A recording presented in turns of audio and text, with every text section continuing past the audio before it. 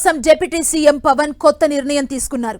కొత్తేడాదిలో పవన్ జిల్లాల బాట పట్టనున్నారు. నెలకు 14 రోజుల పాటు ఒక్కో జిల్లాలో ఆయన పర్యటించనున్నారు. మొత్తం తన టీం అంతా జిల్లాలోనే ఉండేలా పవన్ రూట్ మ్యాప్ సిద్ధం చేశారు.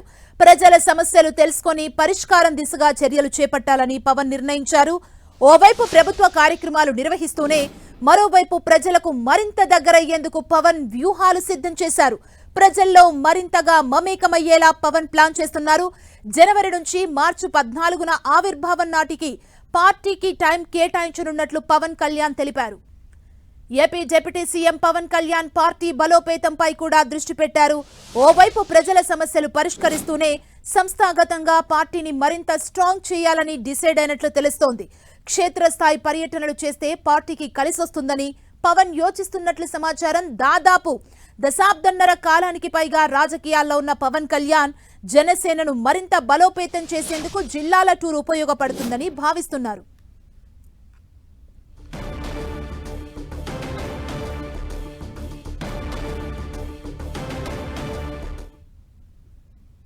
ఇదే అంశానికి సంబంధించి మరింత సమాచారం మా ప్రతినిధి దుర్గా అందిస్తారు. దుర్గా,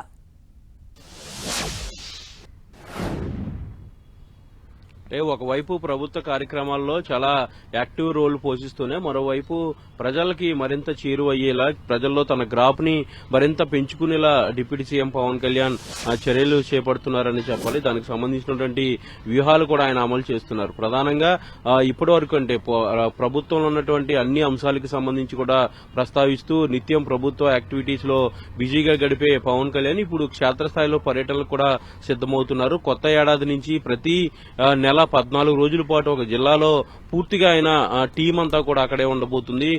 డిప్యూటీ సీఎం పేసీకి సంబంధించినటువంటి అధికారులంతా కూడా జిల్లాలోనే ఉండబోతున్నారు. ఇందుకోసం ప్రత్యేకంగా క్యాంపులు ఏర్పాటు చేయాలంటూ కూడా ఇప్పటికే అధికారులకి డిప్యూటీ సీఎం పవన్ కళ్యాణ్ ఆదేశాలు జారీ చేయడం జరిగింది. అయితే ఈ క్యాంపుల ద్వారా అక్కడ లోకల్ గా ఉన్నటువంటి సమస్యలు పరిష్కరించడం, అదేవిధంగా ప్రభుత్వంపై ప్రజలకు ఉన్నటువంటి అభిప్రాయాలు తెలుసుకోవడంతో పాటు తాను కూడా ప్రజలతో మమేకం అవడం, అలాగే ప్రజల్లో తన గ్రాఫ్ ని మరింత పెంచుకునే దిశగా పవన్ కళ్యాణ్ ఈ కార్యక్రమానికి శ్రీకారం చుట్టారనేది మనకి అర్థమవుతున్నటువంటి విషయం. పొలిటికల్ గా కనుక ఖచ్చితంగా చూసినట్లయితే పార్టీని బలోపేతం దిశగానే ఇలాంటి ప్రజల్లో ఎక్కువగా ఉండే కార్యక్రమాలకి పవన్ కళ్యాణ్ శ్రీకారం చుడుతున్నారనేది అర్థమవుతుంది. దీంతో పాటు గతం నుంచి కూడా అంటే 10 ఏళ్లగా పార్టీ పెట్టినప్పటి నుంచి కూడా పూర్తి స్థాయిలో ప్రజలతోనే నేను పర్యటన చేశాను, క్షేత్రస్థాయి పర్యటనలే చేశాను కాబట్టి పాలన కూడా క్షేత్రస్థాయి నుంచి అందిస్తాను, అక్కడి నుంచే వాళ్ళ సమస్యలు తెలుసుకుని అక్కడికక్కడే పరిష్కారం దిశగా ఆలోచిస్తానంటూ కూడా పవన్ కళ్యాణ్ నిన్న చిట్ చాట్ లో కూడా చెప్పడం జరిగింది. ఈ నేపథ్యంలోనే మొత్తం నెలలో 14 రోజుల పాటు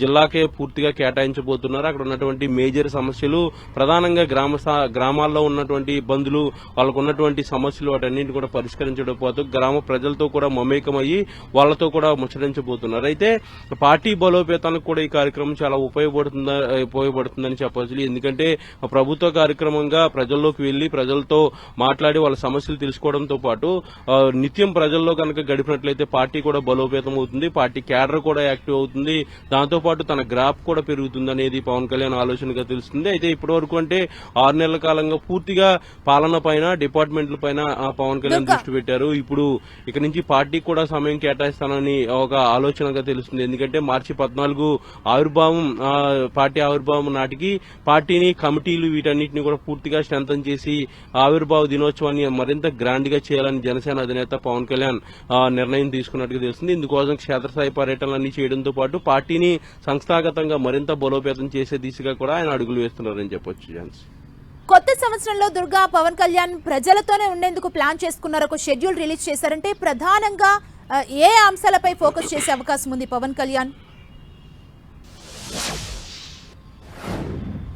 అంటే ప్రస్తుతం పవన్ కళ్యాణ్ కీలకమైనటువంటి శాఖగా ఉన్నటువంటి గ్రామీణ అభివృద్ధి, అలాగే రూరల్ పంచాయతీరాజ్ సంబంధించినటువంటి శాఖని ఆయన కీలకంగా తీసుకుంటున్నారు కాబట్టి దానిపైన ఎక్కువగా ఫోకస్ పెట్టే అంశం అయితే కనిపిస్తుంది. ఎందుకంటే గ్రామీణ ప్రాంతాల్లోనే ఎక్కువగా పవన్ కళ్యాణ్ పర్యటనలు ఉండే విధంగా రూట్ మ్యాప్ ని సిద్దం చేసుకున్నారు కాబట్టి గ్రామీణ ప్రాంతాల్లో కావాల్సినటువంటి బేసిక్ ఇన్ఫ్రాస్ట్రక్చర్ అంటే డ్రైనేజీలు గానీ, రోడ్లు గానీ, ముఖ్యంగా త్రాగునీరు, వీటిపైన ఎక్కువగా పవన్ కళ్యాణ్ ఫోకస్ పెట్టబోతున్నారు. కాబోతున్నారు. అక్కడ ఉన్నటువంటి పరిసర ప్రాంతాలన్నీ కూడా పరిశుభ్రంగా ఉండటం, అలాగే రైతులతో కూడా మమేకం కాబోతున్నారు. ఏ ఏ ప్రాంతాల్లో ఏ పంటలు అనే దానికి సంబంధించి కూడా రైతులతో కూడా మమేకం కాబోతున్నారు. రైతుల సమస్యలు కూడా తెలుసుకుని వాటి పరిష్కారం దిశగా కూడా ఈ క్యాంపుల ద్వారా అడుగులు వేసే అవకాశం అయితే కనిపిస్తుంది. ప్రధానంగా గ్రామీణ ప్రాంతాలను పవన్ కళ్యాణ్ టార్గెట్ చేసుకున్నారు కాబట్టి గ్రామీణ ప్రాంతాల్లో కావాల్సినటువంటి ఏదైతే ఇన్ఫ్రాస్ట్రక్చర్ తో పాటు వాళ్ళకు ఉన్నటువంటి సమస్యలను పరిష్కరించే దిశగా ఈ క్యాంపుల్ని పవన్ కళ్యాణ్ ఉపయోగించుకోబోతున్నారు. దీంతో పాటు గ్రామాల్లో ఉన్నటువంటి ప్రజలతో ఎక్కువగా మమేకమయ్యి వాళ్ళతో ఎక్కువ టైం స్పెండ్ చేసేందుకు కూడా పవన్ కళ్యాణ్ నిర్ణయం తీసుకున్నట్టుగా తెలుస్తుంది. తద్వారా పార్టీ కూడా బలోపేతం అవుతుంది. అలాగే ప్రభుత్వ కార్యక్రమాలు కూడా ప్రజల్లోకి వెళ్లి ఆ ప్రభుత్వం పైన కూడా పాజిటివిటీ పెరిగే అవకాశం కూడా ఉంటుంది. కాబట్టి ఈ కీలకమైనటువంటి నిర్ణయం పవన్ కళ్యాణ్ తీసుకోవడం జరిగింది. నెల రోజుల్లో 14 రోజుల పాటు పూర్తిగా జిల్లాలకే పరిమితం కాబోతున్నారు. అయితే పవన్ కళ్యాణ్ తో పాటు అధికారులు తన పేషీలో ఉన్నటువంటి సిబ్బంది మొత్తం అంతా కూడా ఈ క్యాంపుల్లోనే ఉండే విధంగా యాక్షన్ ప్లాన్ అంతా కూడా సిద్ధం చేయడం జరిగింది. థాంక్యూ దుర్గా.